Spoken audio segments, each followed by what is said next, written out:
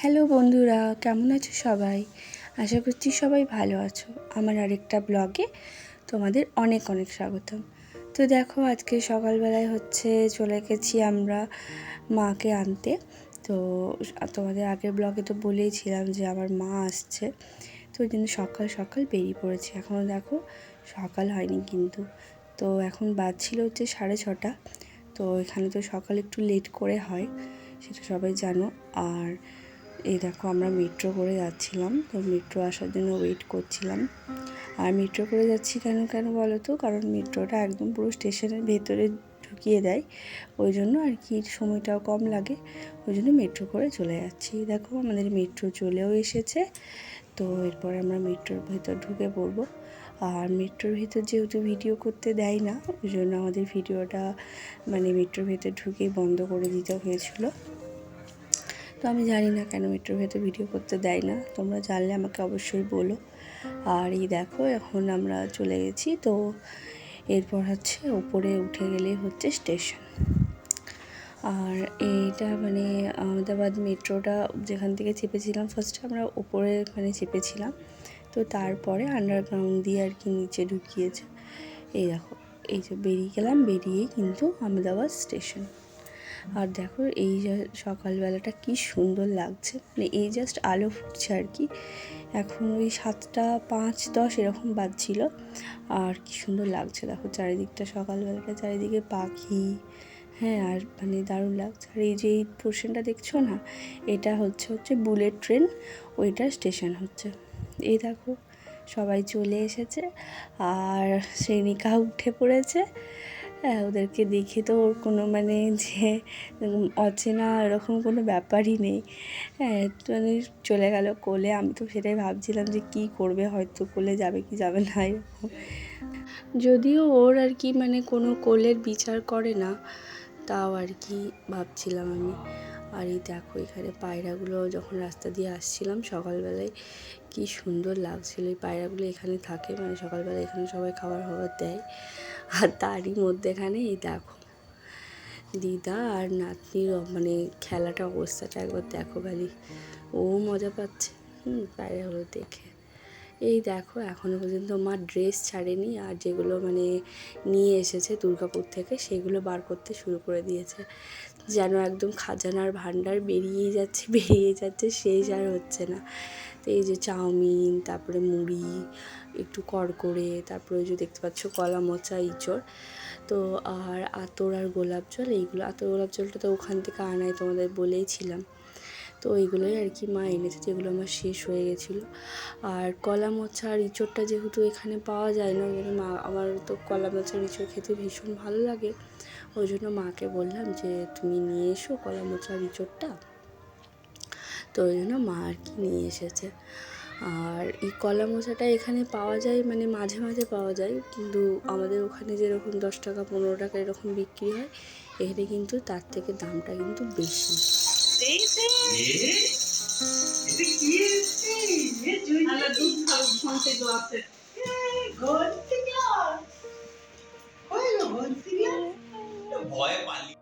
আর ওই দেখো গ্লাসটা দেখতে পেলে তো কি সুন্দর, ওই গ্লাসটা আমার মাসি ভেলোর থেকে ওর জন্য এনে দিয়েছে আর কি।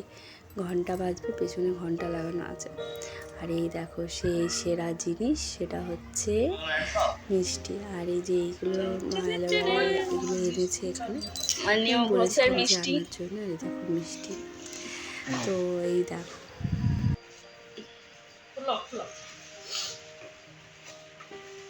বাবা কত কায়দা। ওরে বাবা জানে যে ওইটা কিছু কাজ নেই, কাজ এইটারই, ওই জন্য ওইটা চিকচিকিটা ফেলে দিল। কোন দিক দিয়ে খোলে রে বাবা, কোন দিকে খোলে দেখো।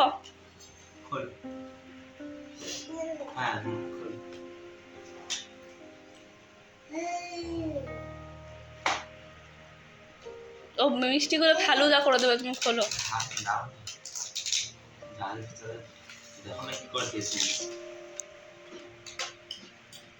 তোমার একটা পুরো একটা ভিডিওর কন্টেন্ট হয়ে যাবে খালি তোমার মতো